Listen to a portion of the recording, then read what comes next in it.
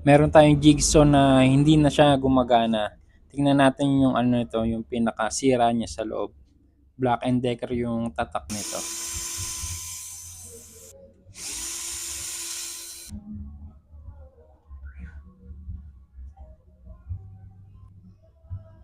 Ito na yung pinakaloob niya. Medyo tuyo na rin yung mga ano yan, yung mga gear niya.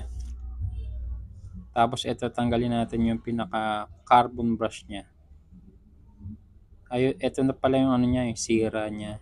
Maliit na yung carbon brush niya. Kailangan ng palitan. Talagang na ano na napudpud na siya sa sobrang gamit niya. Ito kadalasan sira nito yung mga kahit anong power tools. Minsan talaga ano, carbon brush nauubos na kaya hindi na siya nagana.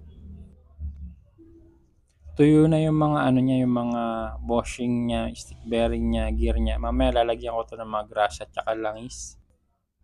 At syempre lihain ko na rin yung commutator bars niya para matanggal yung mga itim.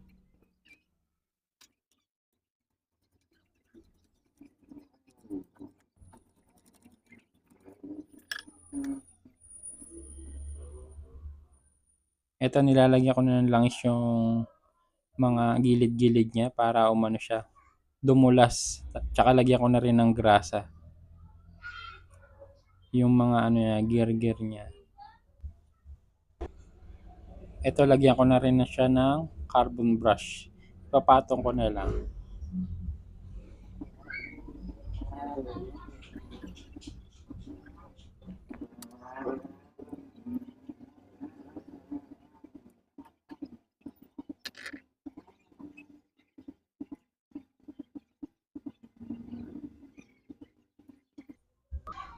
Ngayon nalagyan ko na siya ng carbon brush.